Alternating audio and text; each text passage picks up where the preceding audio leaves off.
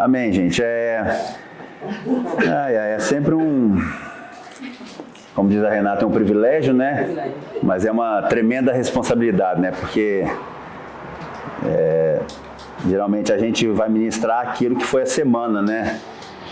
E se a semana foi boa, né, Paulo? Tá tudo certo. O negócio, se foi ruim também, tá tudo certo. Tudo certo. Eu só queria lembrar os irmãos, lembrar que está lá em... Não é o texto, tá? Lá em 2 Timóteo, se os irmãos quiserem abrir, 2 Timóteo, é um texto conhecido.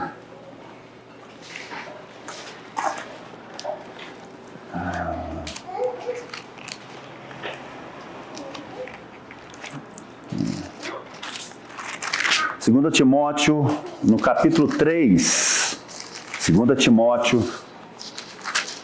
capítulo 3, do versículo 16 e 17, diz assim: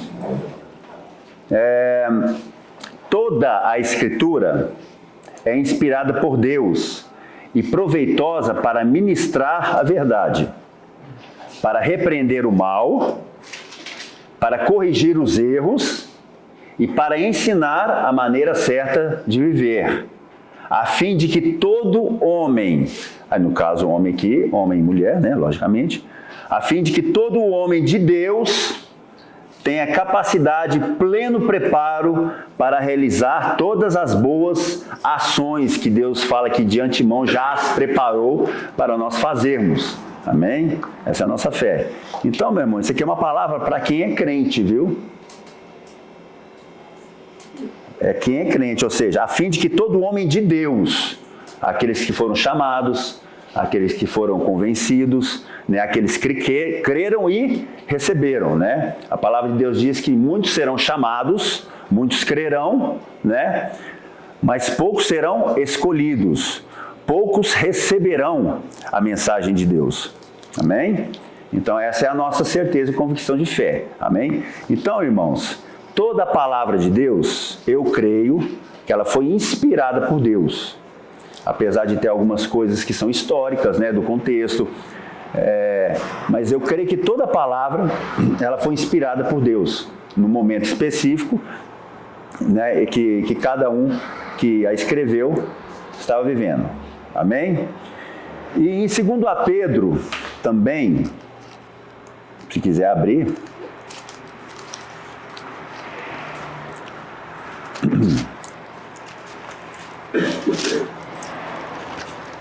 Segundo a Pedro, o capítulo 1, do versículo 19 ao versículo 21, diz assim: sendo assim, temos ainda mais concreta a palavra dos profetas, e fazeis muito bem em prestar atenção a ela, como a uma candeia que brilha nas trevas, até que todo o dia se ilumine e a estrela da alva nasça em vossos corações.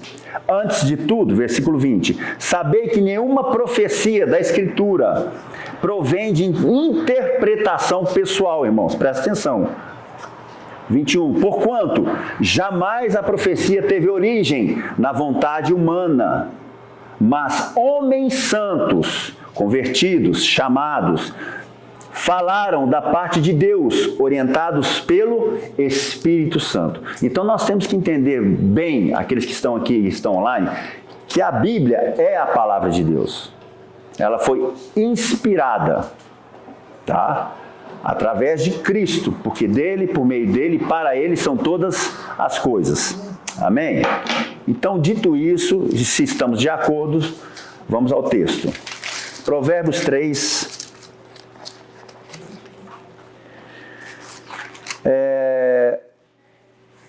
Eu estava estudando essa semana, perguntando para Deus, né, o que seria relevante, né, inclusive até na oração de terça-feira, né, a Michelle, eu tinha falado com relação à vaidade, né, que hoje eu estava meditando muito, eu tenho meditado muito essa questão da vaidade, né, nos nossos tempos, né, principalmente a vaidade no meio da igreja, né. Porque fora da igreja a gente já sabe, mas principalmente no meio da igreja, né? E a vaidade, ela pode ser usada também como inutilidade, que seria uma palavra muito interessante também, né? E a Michelle até brincou comigo, né, que aquilo que eu falei na oração, né, daria para fazer uma pregação, né?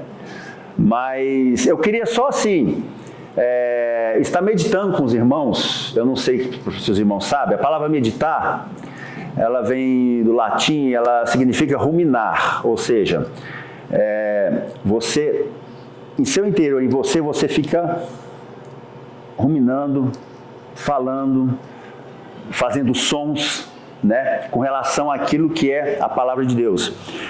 E hoje nós vamos meditar falando, tá? Então assim, a pregação hoje não é bem uma pregação, é uma meditação sobre aquilo que foi lido aqui, para a gente estar realmente conversando, né? Você aí, no seu coração, você, né, busque em Deus realmente. Se você tiver alguma coisa a falar, você fale, tá? Pergunta só para o nosso presbítero toda segunda-feira. Então, se você tem alguma pergunta, tá ok? Tá? Ao presbítero amanhã, tá? Você vai lá e acesse e pergunte ao presbítero, tá? Não sou eu. Então, vamos lá. Provérbios 3. A palavra de Deus diz, só para contextualizar um pouquinho. Provérbios, eles falam que foi escrito por Salomão, né? Provérbios e Eclesiastes também.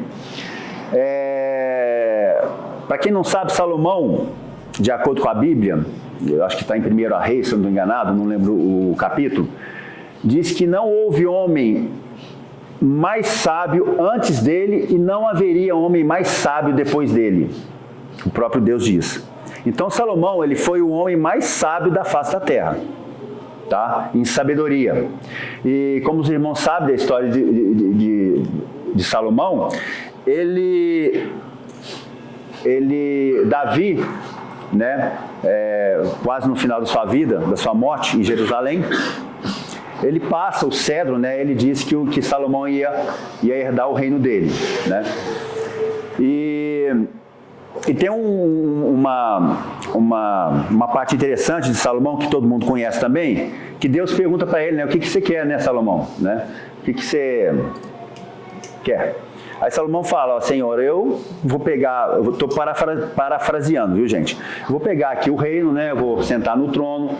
Então eu quero ter o quê? Conhecimento, eu quero ter, né? Eu quero saber tomar as decisões certas, eu quero saber direcionar o povo corretamente, como meu pai fez, né? O pai dele, Davi, ele era um homem de guerras, né? O reinado dele foi regido por guerras, né? E os historiadores dizem que o reinado de Salomão foi regido mais por alianças, não teve guerras.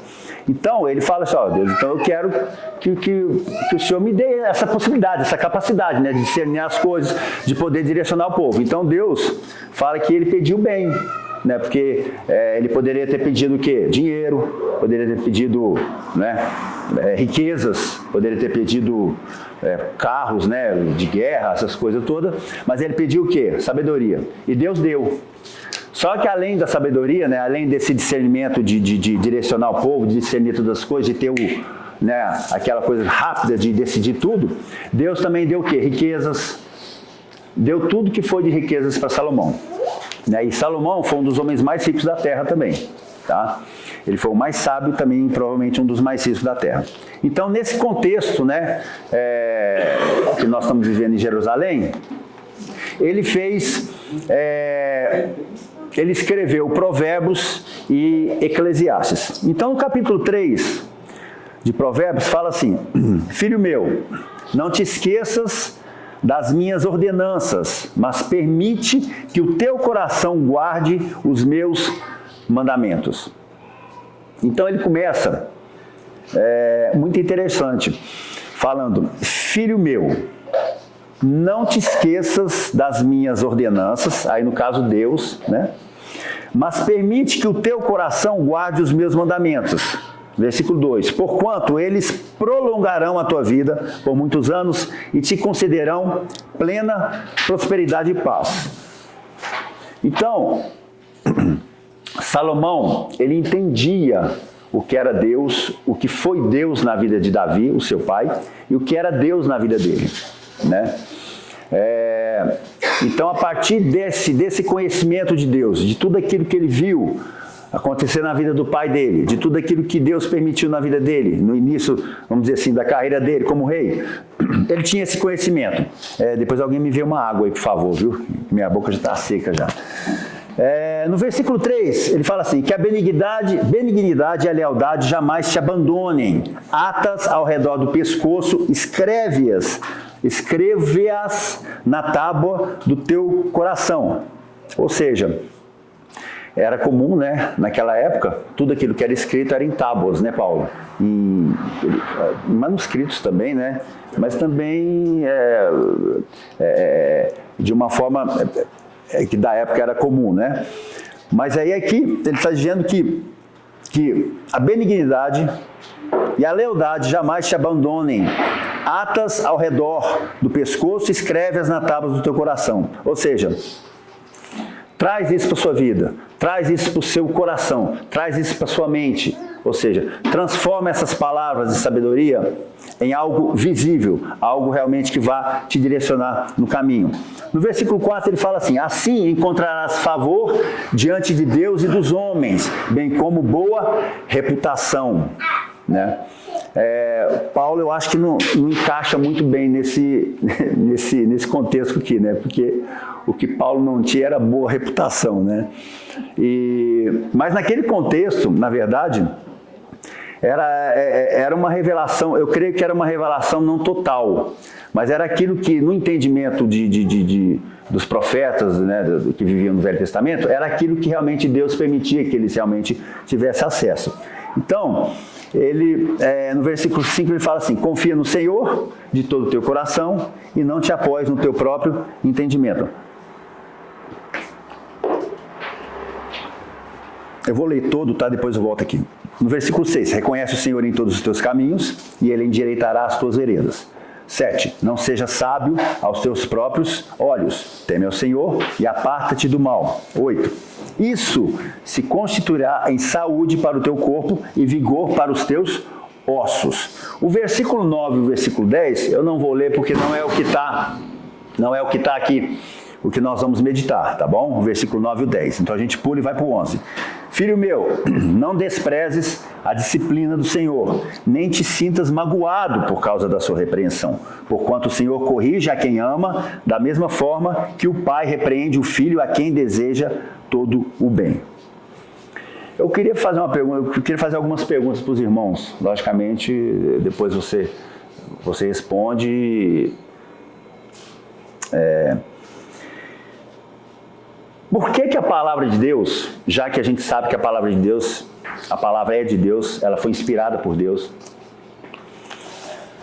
por que há tanta dificuldade? Isso é uma percepção minha que eu tenho vivido, tá, irmãos? Porque há tanta dificuldade, porque há tanta, vamos dizer assim, dificuldade em crer que realmente a Bíblia é a palavra de Deus. Que eu falo no contexto nosso, viu, irmãos? No nosso contexto, logicamente, dos cristãos, principalmente aqui, aqueles que foram justificados. Por que a gente tem tanta dificuldade em crer realmente que tudo aquilo que está escrito aqui e que nós acabamos de ler é a palavra de Deus, foi inspirada por Deus? Por que a gente tem tanta dificuldade em viver essa palavra no dia a dia? Por que a gente tem tanta dificuldade em crer realmente que essa palavra é possível vivê-la? Por que a gente tem tanta dificuldade em crer que o que eu estou passando não era para passar? Por que eu tenho tanta dificuldade em crer que realmente tudo o que acontece na minha vida é permissão de Deus ou foi a vontade de Deus? Por que eu tenho essa dificuldade? Na minha vida, na sua vida, eu estou falando por mim. Por que nós temos essa dificuldade tremenda de entender que realmente todas as coisas cooperam para o bem daqueles que foram chamados segundo o seu propósito? As coisas que Deus quer, faz, e as coisas que Deus permite. Por que nós, como igreja, como filhos de Deus, que nós cantamos aqui, que nós somos filhos, que nós somos convertidos, que nós somos resgatados das trevas para a sua poderosa luz, por que nós temos tanta dificuldade em encarnar realmente essa palavra? Por que eu, Haroldo, tenho tanta dificuldade em encarnar essa verdade, Paulo? Por que nos dias de hoje? Porque os dias de hoje são difíceis? Porque os dias de hoje são tenebrosos? Porque os dias de hoje são obscuros? Porque os dias de hoje são muito difíceis? Haroldo, você não sabe o que eu estou passando, nem quero. Então, por que nós temos essa dificuldade de encarnar essa palavra realmente nos dias de hoje? Por que antigamente, Paulo, por que antigamente, na época de Davi, na época de Salomão, era mais fácil? Ou era mais fácil, ou era mais difícil? Por que antigamente, não é uma crítica, viu, irmãos? Mas por que antigamente, vamos dizer assim, nesses tempos, você via mais homens e mulheres realmente vivendo a palavra de Deus? E o contexto deles eram contextos sanguinários. Davi viveu guerras, o reinado de Davi foi guiado por sangue. A palavra de Deus diz isso. Mas mesmo assim, Davi é o único, né, para se eu não estiver enganado, é o único na Bíblia que Deus fala que ele é segundo o meu coração. Deus fala, né, Tiago? Que Davi é segundo o meu coração. E é um dos caras que viveu uma situação com mais sangue na palavra de Deus.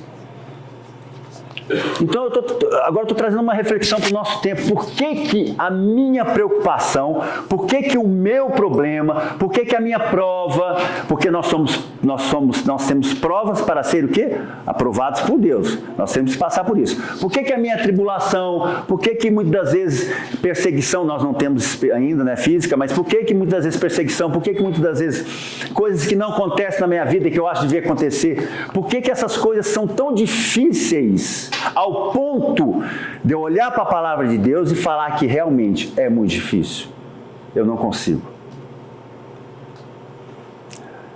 Irmãos, nós não vamos conseguir nada se você não tiver essa palavra de Deus no seu coração. Eu estou falando de mim, tá? Mas direcionando a vocês. Nós não vamos conseguir nada se essa palavra de fato não encarnar a minha vida. Porque cantar louvores, né, Paulo, é legal, né? Eu usei um termo assim meio, mas é legal, né? Mexe com o nosso emocional, né, tal. Mas a questão não é essa, a questão é saber se está mexendo realmente com a minha mente, com o meu coração, a ponto de eu falar, amém, Senhor, amém. Como diz o Tiago, né, acelera o processo, né, me faz aprender logo para me sair desse problema, né. Mas na verdade, Deus, Ele acelera os processos no tempo dele. Nós é que muitas das vezes o quê? Retardamos. Não que nós tenhamos esse poder de retardar alguma coisa que vem de Deus em nossa vida. Mas como exemplo lá do deserto, que é muito utilizado, o povo demorou 40 anos. Né? Demorou só 40 anos para entrar na terra prometida. Por quê? Porque Deus quis prová-los 40 anos? Não. Porque o povo, como diz a palavra, é um povo de dura cerviz, de coração duro, coração obstinado em quê? Em não obedecer a Deus. Então, por que a nossa vida é tão difícil? Eu tenho meditado muito nesse tempo. Por que a nossa vida é tão difícil? Por que a gente, às vezes, vê pregações e as pessoas falam, não, minha vida é muito difícil. Pessoas evangélicas, estou falando do nosso contexto. Pessoas que são justificadas, que realmente foram resgatadas das trevas para a luz. Eu não estou falando do mundo. O mundo jaz no maligno. Jaz no maligno. Então, por que nós temos essa dificuldade em crer que essa palavra, ela liberta, que essa palavra me dá certeza e convicção de que todas as coisas cooperam para o bem daqueles, de todos não, daqueles que foram chamados segundo o propósito de Deus. Qual que é o propósito? De sermos a imagem e semelhança do Cristo. Esse é o propósito. Então, se eu sofro, se você sofre, é para forjar um caráter de Cristo em você. Se eu passo por dificuldades, se eu tenho perdas na minha vida, são perdas para forjar o quê? Um caráter de Cristo em mim. Se eu tenho dificuldade na minha empresa financeira, se eu tenho dificuldade financeira na minha vida, independente se foi vontade de Deus, ou independente se foi realmente alguma coisa que eu não estou sendo legal ali, que eu não estou fazendo certo, se isso tudo acontece na minha vida, é para que eu tenha um caráter forjado de Cristo. Então, outra pergunta, qual que é a sua e a minha dificuldade diante disso? Desse cenário todo, pós-pandemia, guerra na Ucrânia e na Rússia, né, as coisas acontecendo aí, tudo pipocando aí. Aí fica pensando, hoje em dia as coisas estão muito difíceis. Meu irmão, desde que o Senhor fez o homem, fez a mulher, fez todas as coisas, depois que o homem, ele comeu daquele fruto que não podia, ele e a mulher, tudo desandou. Então está tudo difícil desde aquela época. Não é diferente. O próprio Salomão, em Eclesiastes, ele fala que as coisas que nós passamos aqui já aconteceram no passado dele, lá na presença, lá no tempo presente dele. Ele chega a essa conclusão em Eclesiastes, que tudo nós estamos passando aqui já aconteceu no mundo. E a palavra de Deus diz em Hebreus que aquilo que aconteceu no Velho Testamento é para que nós possamos entender e não fazer da mesma maneira errada que muitos fizeram. O escritor de Hebreus fala isso. Então, se essa palavra realmente, ela tem essa inspiração divina, de Gênesis a Apocalipse, independente de que muitos comentaristas falam que Eclesiastes é um caso à parte, né, Paulo? Eles falam que Eclesiastes é a parte humanista da Bíblia. Mas tem um propósito de inspiração de Deus para esse Eclesiastes ter acontecido. Então, diante disso tudo, por que a minha vida é tão difícil? Por que a manifestação do Espírito Santo é tão difícil na minha vida? E eu não estou falando de pulinho não, irmão. Pular é muito fácil. Falar em línguas, para quem tem o dom, é muito fácil. Sentir algo, emoção, é muito fácil. Eu estou falando de viver a vida debaixo de provações. Paulo dizia, eu não lembro em qual, se é Coríntios, mas Paulo dizia que ele era o tempo todo tribulado, o tempo todo provado. Paulo acordava e dormia o tempo todo, irmão. E muitas das vezes a gente reclama, não estou querendo entrar em mérito ou demérito do seu problema, do meu. Muitas vezes a gente reclama sem ter o que reclamar. Essa é a verdade. Essa é a verdade. Não tem dinheiro. Estou doente. Estou com câncer. Cachê. E aí? A palavra de Deus é suficiente para você passar por esse câncer, por esse problema, pela sua falta de fé, pela sua falta de compromisso com Deus? É suficiente essa palavra de Gênesis Apocalipse, onde o ápice máximo dela foi na crucificação de Cristo, onde Paulo falava que eu prego a Cristo e esse crucificado e logicamente ressurreto. Será que a nossa leve, momentânea tribulação está na Bíblia, gente? Leve, momentânea tribulação está na Bíblia, não sou eu que estou falando. Será que isso é suficiente para nos deixar mal todos os dias das nossas vidas? É porque você sabe que, né, Silas, que amanhã é segunda-feira, né? Sendo que o primeiro dia é hoje, domingo, não é segunda. Então será que a nossa convicção e certeza de que este livro, Né? Versículo 5, confia no Senhor de todo o teu coração e não te apoie no teu próprio entendimento. Será que isso aqui é suficiente para mudar uma chave na minha cabeça, na sua cabeça, de que está tudo certo? De que está tudo certo? Temos responsabilidade? Temos. Perante Deus e perante os homens? Temos. Temos obrigações? Temos. Perante Deus e perante os homens. Mas será que essas obrigações, será que tudo isso que nós temos perante Deus e perante os homens é suficiente para eu crer realmente nessa palavra? Para eu meditar nela de dia e de noite?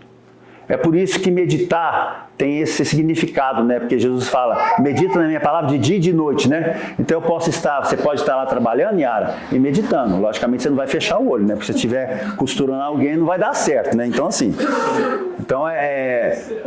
meditar na palavra é o quê? É isso mesmo, é ali dentro, ó, ruminando, até mesmo com gemidos, sabe, você vai meditando na palavra, você está caminhando, você está prestando atenção, o Paulo está dirigindo ali, mas ele não está meditando assim, fala Senhor, fala, não, ele está ali, ó. O Paulo já orou dentro do carro comigo, eu falei, meu Deus do céu, não fecha o olho não, Paulo, não cochila não, hora de olho aberto. Eu estava nesse carro. Você estava, né? Ó, testemunha ocular, estava nesse carro. Ele estava orando, dirigindo. Então, nós temos convicções de que irmãos, a nossa vida é acordar meditando e é dormir meditando. O Paulo Júnior do Ministério Sal da Terra, ele fala uma coisa interessante. Ele fala que é porque a gente tem essa mania, um parênteses aqui, a gente tem a mania de falar que eu tenho que ter o devocional, né? E geralmente o devocional é na parte da manhã. Que as pessoas, né, geralmente falam, não, eu tenho que acordar cedo, né? Eu tenho que acordar cedo, eu tenho que voltar a minha mente para o Senhor logo de manhã, eu tenho que ler a palavra, eu tenho que orar a Deus, eu tenho que fazer todo um ritual de manhã, porque é o meu devocional. Mas ele fala uma coisa interessante, que o devocional nosso, isso é bíblico, é a nossa vida, né, Paulo? O seu devocional, Yara, é a sua vida. Não é que você acorda mais cedo, 5 minutos e ora, ajoelha no chão. Isso é bom, isso é bom. Eu gosto de me ajoelhar no chão para eu ver que eu realmente não valo nada na presença de Deus, que eu não sou nada. Então eu me prostro na presença de Deus fisicamente para ensinar o meu corpo que ele deve reverência ao Senhor. Isso é uma forma de reverência, não é uma religiosidade. E muitas das vezes eu gosto de deitar ao chão, de colocar o rosto na terra. No chão, né? No piso, logicamente, né? Mas para mostrar a mim ainda que eu tenho um Deus, que Ele é por nós, dentro daquilo que é o propósito dEle. Então, meditar é isso, é viver a Cristo, né? É viver a Cristo. E por que eu vivo a Cristo, Deus? Para que você chegue um dia à estatura do varão perfeito. E quem é o varão perfeito, irmão? Cristo. E este crucificado e ressurreto. Então, meu irmão, o que te aflige tanto? Fica parecendo uma coisa assim, bem, né, Renato? Fica parecendo uma coisa assim, né? Tipo uma autoajuda. Não é autoajuda não, irmãos. Isso aqui é Bíblia. A palavra de Deus diz, eu não lembro assim, em qual o texto, fala que muitas pessoas estão passando por aquilo, pela mesma situação que nós estamos passando no mundo inteiro. Só, né? Pedro, né? Isso. Então, qual que é o problema? O problema é você e eu. Achamos o problema. É você e eu. Na terça-feira, no dia de oração, a gente tem a oração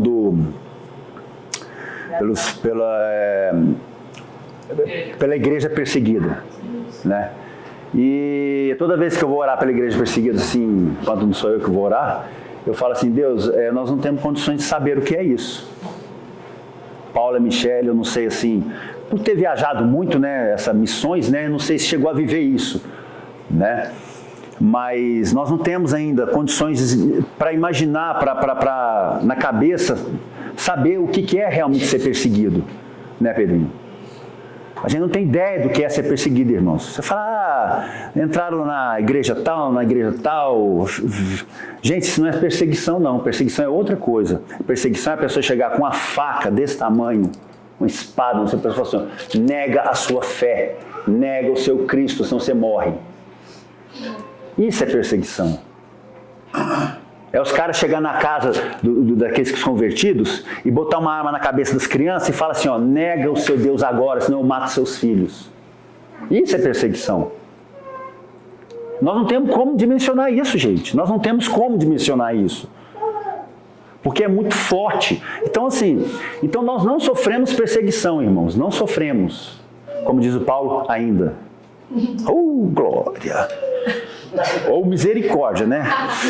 Vamos lá. Então, nós temos que ter essa consciência de que essa palavra, o que é confiar no Senhor de todo o teu coração? Se eu não estou enganado, na Bíblia, geralmente não usa muito coração, usa vísceras, né? Em alguns... A expressão todo o coração, para o hebreu antigo, é com todo o fígado. Fígado. É mais profundo ainda, né? Fígado. O que é isso, irmãos? É você entender de que a palavra de Deus, ela é o seu bem maior. Logicamente, na revelação e no discernimento da palavra. É isso que eu estou falando. Estou falando na letra. Estou falando na palavra de Deus. Então, por que a gente tem tanta... já viu como é que a gente perde tempo, Paulo? E muitas das vezes, o nosso dia, eu falo por mim, em ficar pensando em coisas que já está resolvido. Para pensar um pouco nas coisas que você tem passado. O grande dilema do ser humano é o dinheiro, né? Então, deixa eu te contar um segredo para vocês, irmãos. Todo mundo, o grande dilema é o dinheiro. Quando eu digo dinheiro, por quê? Porque hoje a gente sabe que sem o dinheiro a gente não consegue comprar nada. Mas eu vou melhorar esse negócio. Eu vou falar um negócio para vocês. Sem Deus, sem a direção de Deus, você não tem dinheiro. Sem a direção de Deus, você não tem dinheiro para resolver os seus problemas ou honrar os seus compromissos. Então, o problema não é o dinheiro, né? Eles falam que a Bíblia fala que o problema é o amor ao dinheiro, né? A esperança que você coloca no dinheiro que ele vai resolver o seu problema amanhã. E não vai, irmão. Porque resolve um, aparece outro. E isso é misericórdia de Deus. Isso não é, porque eu atraio muita coisa. Não. Isso é misericórdia de Deus. Então, o nosso problema é crer que Deus está no controle de toda a sua vida e a minha vida. Esse é o problema. Esse é o nosso problema. É crer que Deus realmente está no controle da minha vida. E se eu der uma mancada, eu vou pagar por aquilo. E se eu fizer alguma coisa errada, se eu não me arrepender, vai ter uma consequência. Então, Salomão, ele tem essa percepção em Provérbios, em toda os capítulos de Provérbios. Aí ele chega em Eclesiastes e ele começa, os estudiosos falam que ele começa a desandar, né? Porque, para quem não sabe, Salomão ele teve só 1000 mulheres. Desandado, hein? Jesus, meu Deus. Só. 700 esposas. Não, e não é nem 300 esposas. É 700 esposas. Uma já é muito. Eu fico imaginando Haroldo, com 700 Rosângelas. Oh, glória! Ainda bem que você só usa. Depois na conversa, bem. Não te basta. História, né, mano? Então, assim, ele foi uma pessoa, Salomão, que resolveu as coisas diplomaticamente. Né? Ou seja, ele tinha que resolver uma coisa, ele ia lá e conversava. Então ele ia lá, conversava com o príncipe do Egito, ele ia lá conversar com o fulano, não, vamos fazer assim, tal. Ou seja, e Deus não falou para ele fazer isso. Então ele tinha 700 mulheres e 300 concubinas. Aí dá para desconfiar se ela é realmente um homem muito sábio, né? Bom, Paulo, eu não vou entrar nesse mérito, Paulo, porque não é a questão aqui, mas depois a gente pode fazer um dia aí para saber se realmente era, né? Ele deve ter muita, vamos dizer assim, lábia, né, para conseguir, mas tudo bem. Então diz que quando ele entrou, quando ele começou a trazer realmente esse tanto de mulheres, ele começou realmente a prestar culto a outros deuses, né? E diz que aí começou a derrocada de Salomão, né? E isso é muito sério, irmãos, porque entra aquela questão do jogo desigual, mas nós não vamos nada aqui, só para apontar. Então, quando ele fez esse ato, ele começou a abrir portas para outras culturas, outros deuses, e ele se perdeu nesse ponto todo. Ele se perdeu, tá? E então Eclesiastes, Salomão, depois de ter feito essa questão do Provérbios aqui, né, que nós lemos, eu quis colocar só um, porque, né, não teria como colocar todos. Mas quando ele fala, confia no Senhor de todo o teu coração e não te apoies no teu próprio entendimento, reconhece o Senhor em todos os teus caminhos, ele endireitará as tuas veredas, não seja sábio aos teus próprios olhos, teme ao Senhor e aparte-te do mal. Ele esqueceu desses mandamentos aqui, desses provérbios aqui que ele já tinha dito. Por quê? Porque ele começou a viver a vida da sua maneira. Ele começou a falar assim, debaixo do sol e acima da terra, a visão dele começou a ficar o quê? Dentro de um limite. Ele começou a ter um limite. Debaixo do sol, debaixo da terra, eu sei o que acontece. Por quê? Porque ele viveu tudo. Eu creio que Salomão viveu tudo, né, Paulo? Ele fez tudo. É o que mostra. E a partir daí, quando ele viveu tudo, as coisas começaram a desandar. Por quê? Porque ele começou a ter esse senso da vaidade, ou seja, ele começou a crer no seu próprio entendimento, no seu próprio saber. Por quê? Afinal de contas, ele era o homem mais rico mais sábio da face da terra. Então ele começou a guiar pelo seu próprio entendimento. Ele começou a traçar os seus próprios caminhos. Ele começou a decidir os seus próprios desavenças com outras nações. Então, a partir daí, Salomão, que é o exemplo que eu estou trazendo aqui para nós, eu acabei que eu não falei isso, é o exemplo que eu estou trazendo aqui para nós, ele foi um homem que teve tudo na vida. E, ao mesmo tempo, ele não teve nada. Por quê? Porque a palavra de Deus, a vaidade, só abrir um parênteses aqui, vaidade, no hebraico, só para vocês entenderem, advém de duas palavras, tá? Eu não sei se eu vou pronunciar certo. A primeira palavra é Rabel, é H-A-B-L, não sei se fala Rabel ou Abel. E a segunda palavra é Shav, ou seja, S-H-A-V. E Abel é vazio e Shav é oco. Então, vaidade é o quê? Nada. É vazio, é oco. E muitos comentaristas preferem utilizar a palavra inutilidade ao invés de vaidade. Porque eles falam que às vezes você se arrumar para vir à igreja, dizem que é uma vaidade boa, né? Ou seja, você está se arrumando para vir a um lugar. Você, quando vai para uma festa, você se arruma, né? Mas não é o contexto aqui.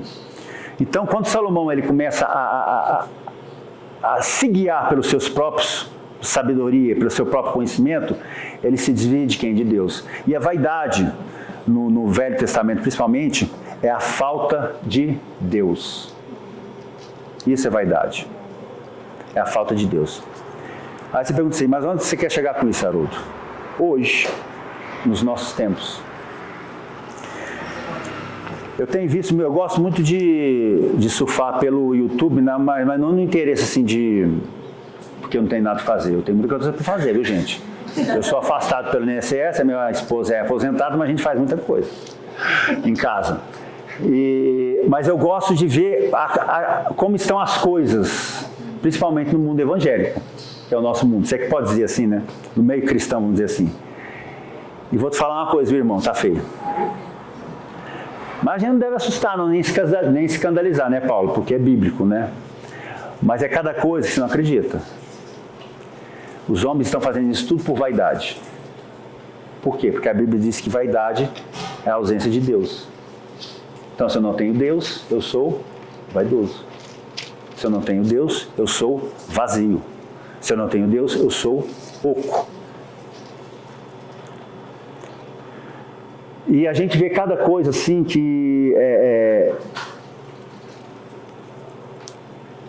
é de assustar, porque é triste ver, porque a gente tem uma localidade aqui de poucos membros, né, que a gente conhece cada um em casa, né, muitos conhecem os problemas de cada um, né, a gente compartilha um com o outro e tal.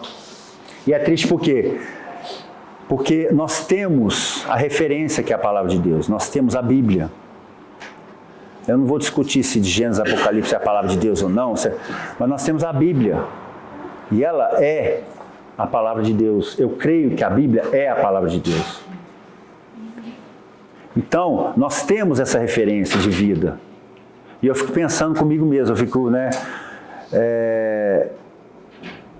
por que então a gente sofre tanto? Quando eu falo sofre, gente, nós vamos sofrer, nós vamos ser tribulados, nós vamos entristecer. Tem aquele texto que eu acho magnífico, né? A tristeza segundo o coração de Deus, né? Segundo Deus, né? Vamos dizer assim. A tristeza segundo Deus, né? Que a tristeza segundo Deus é para gerar o quê? Arrependimento no meu e no seu coração. É um texto fantástico, assim. Eu amo esse texto. Que Deus permite as tristezas, e muitas vezes tristezas segundo o que Ele quer, para gerar o quê? Arrependimento. Então, por que a gente não tem essa consciência de que eu sofro, de que eu vou ser tribulado? Não estou falando as questões em que eu coloco os pés pelas mãos, tá, gente? Isso aí é a parte que eu falo assim. Não estou falando naquilo que eu faço de errado, sabendo que está errado. Eu estou falando naquilo que Deus permite, porque até mesmo naquilo que eu faço de errado, sabendo que está errado, Deus, Ele usa aquilo para o quê? Para me ensinar. Eu sou um exemplo vivo disso. Minha casa, né? Mas eu, no caso, sou um exemplo vivo disso. Deus conhece, Tiago conhece. Não vem ao caso, mas, assim, então eu fico pensando assim, o que precisa acontecer mais na minha vida, na sua vida, para que Deus seja o centro da sua vida, seja a causa primeira da sua vida? O que precisa acontecer mais?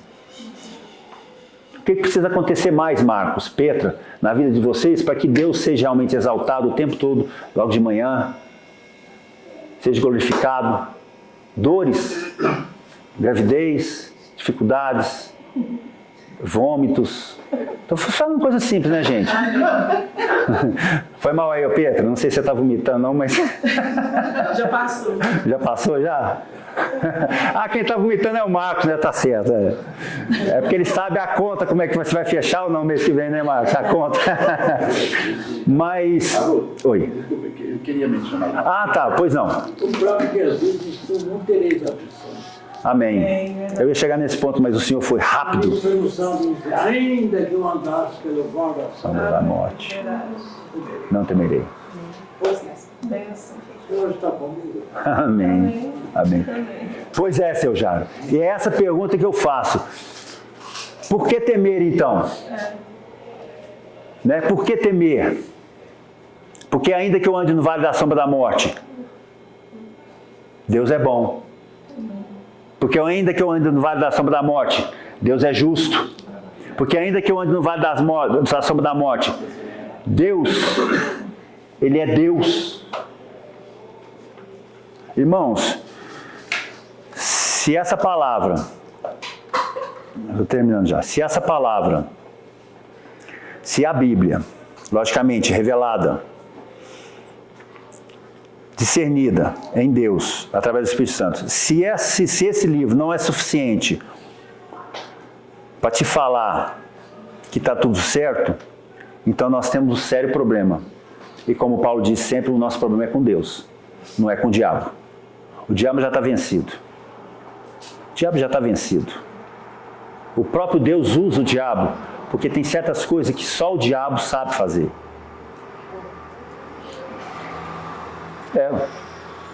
Só o diabo sabe fazer coisas terríveis.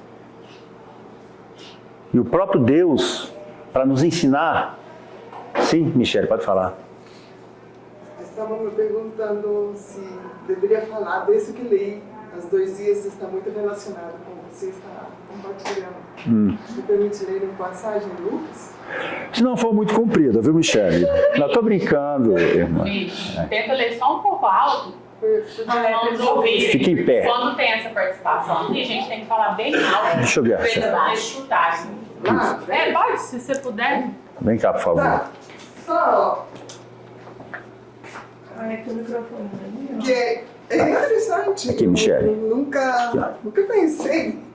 Mas agora tem várias referências ao que você acaba de falar. A Michele vai terminar, viu, irmãos? Tô brincando.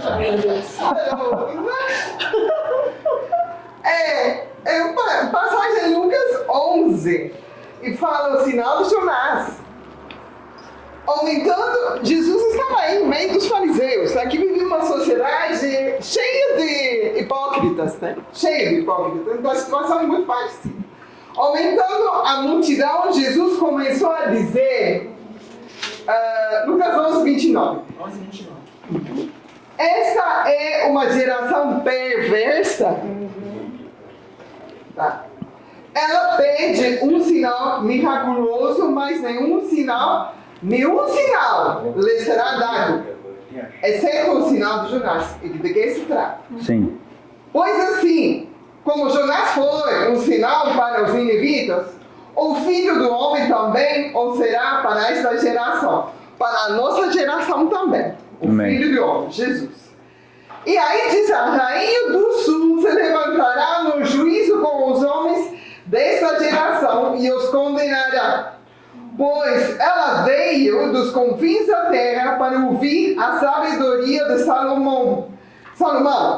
E agora está aqui quem é maior que Salomão. Amém. Porque não amamos essa palavra. A reina do sul de Sabá, não a reina do sul. Ela amava a palavra, buscava a sabedoria de Salomão. Sim. Mas Jesus fala. E agora está aqui. Aqui, é meio nosso. Amém. Aqui está. Quem é maior que Salomão? Maior que a sabedoria de Salomão. Os homens de Nínive se levantarão no juízo com essa geração e condenarão, pois eles se arrependeram com a pregação de Jonás. Jonás teve dificuldade para obedecer ao Senhor para pregar sobre o arrependimento, não é? Sim. Mas, ao final, foi a vontade de Deus que o povo de Nínive, ou Nineve, não sei em português, Sim. Nínive, se arrependesse. Se arrependeram! E essa palavra para nós, arrependimento. E agora está aqui. Quem é maior que Jonás? Jesus. Está Amém. vinculado com o que está falando? Totalmente. Totalmente, mulher do presbítero. Totalmente, mulher do presbítero.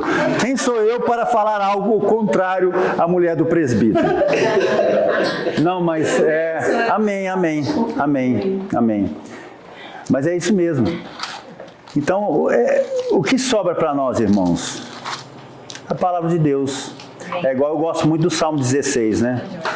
Que fala que, para encerrar, o Salmo 16 fala que ele é a nossa porção diária, ele é que garante o nosso futuro, porque nós temos futuro, nós, terrenal, Deus não. Ele é o nosso cálice, ele é o nosso bem maior, Salmo 16. Ele é o nosso bem maior, outro bem não possuo além dele. Então, irmãos, eu queria terminar.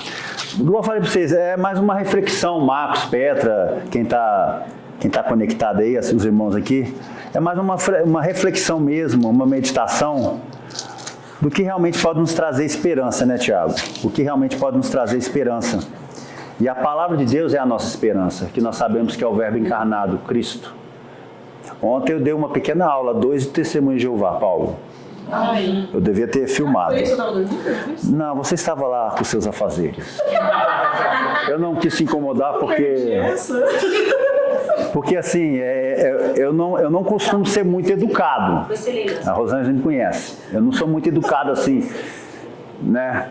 E eu me surpreendi, Paulo. Eu saí assim quando eu vi tinha umas 20 pessoas na rua. Eu falei, joia, gente, eles tinham sumido por causa da pandemia, né? Eu fiquei, povão todo, né, com máscara, umas 20 pessoas assim, né? Aí eu tenho um casal assim no meu portão grande, né? E eu saí no meu portãozinho pequeno, né? Aí eu já pensei, meu Deus. Eu pensei em voltar, falei, não, vou em frente, vou fazer o que eu tenho que fazer. Aí eu saí e tal, aí ele falou assim, posso falar com o senhor? Eu falei, pois não, meu jovem. Porque o senhor sabe que, né? Aí eu fui lançando, falando do Cristo crucificado, ressurreto, e falando que Jesus disse que nós seremos testemunha dele, de Jesus, e fui falando umas coisas lá, e eles foram esbugalhando, olhando assim, né? O senhor está errado. Aí eu falei assim, não, e o verbo se fez carne e habitou entre nós, e o verbo era Deus. O verbo era Deus, porque eles não creem, né? Que ele o senhor tem razão e tal. E eu olhando fixo no olho dele, né? Eu não consigo assim olhar, eu estou tendo que fazer esse exercício, Tiago, olhando no olho da pessoa. Gente, é fantástico. Michele, é fantástico quando você conversa olhando no olho da pessoa assim. É uma coisa muito louca. E eu olhando, conversando com ele. Aí a mulher dele falava alguma coisa, eu olhava para ela e conversava com ela. Eu nunca pensei que eu ia fazer isso, mas eu evangelizei um casal de testemunhas de Jeová. É difícil. Mas, voltando aqui então, o que aflige tanto as nossas vidas no dia de hoje? É o trabalho, Tiago? É o muito trabalho, muito labutar? Glória a Deus, né? É os problemas? Glória a Deus, né?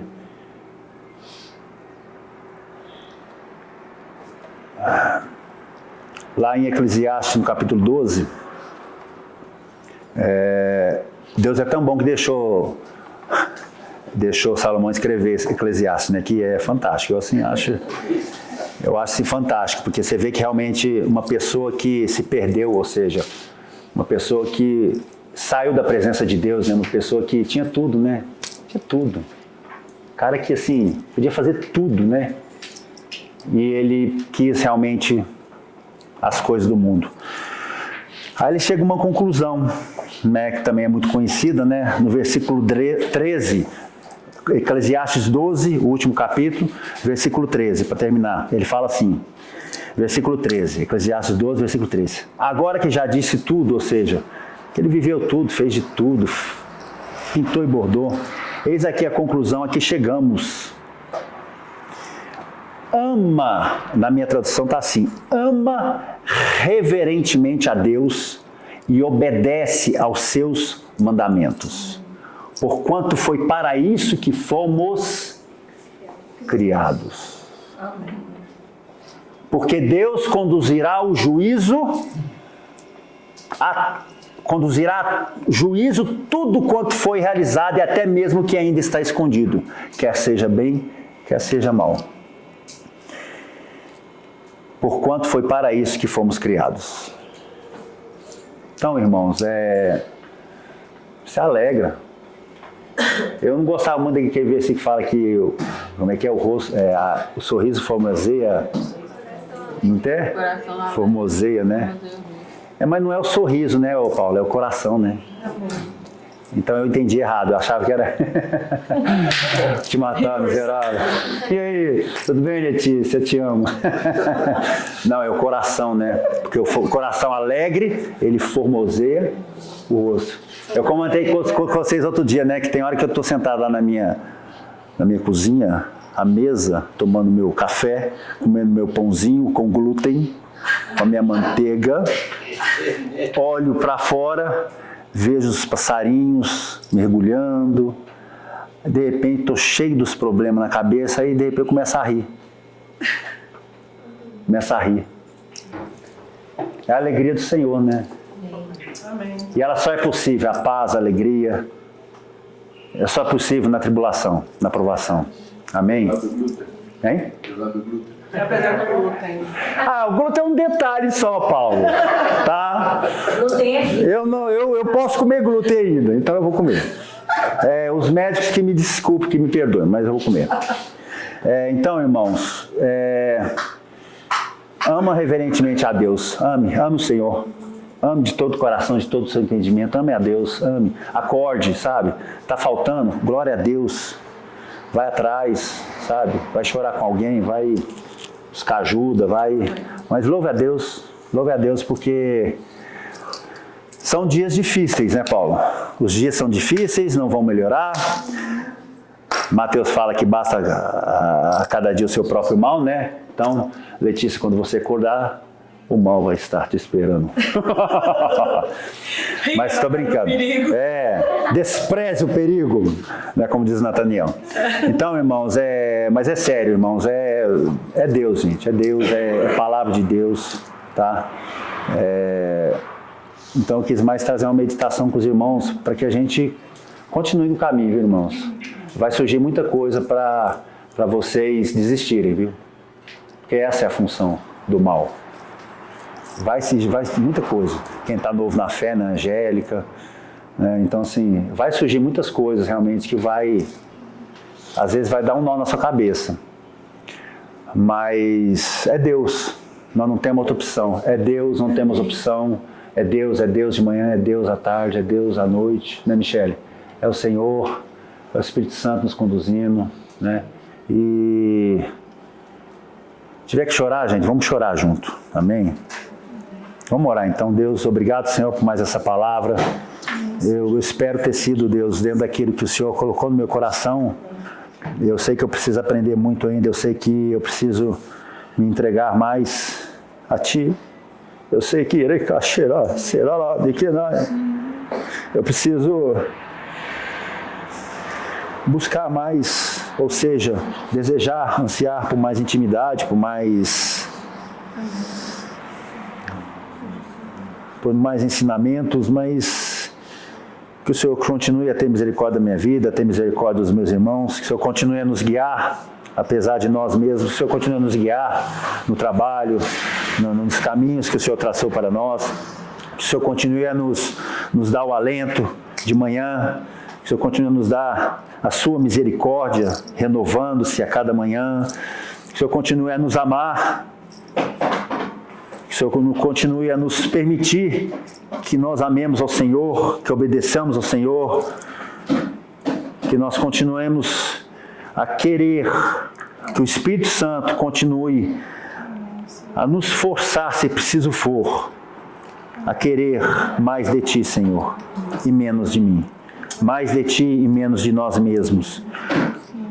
Porque como nós aprendemos com Salomão, tinha tudo, podia fazer tudo, podia ter tudo. Falava, acontecia, porque foi a sabedoria que o Senhor deu a ele, foi tudo que o Senhor proporcionou a ele. Mas chegou um momento da vida dele, em que ele se perdeu, em que ele não quis mais ouvir a sua voz, em que ele não quis mais seguir os seus caminhos, em que ele não quis mais ouvir a tua voz.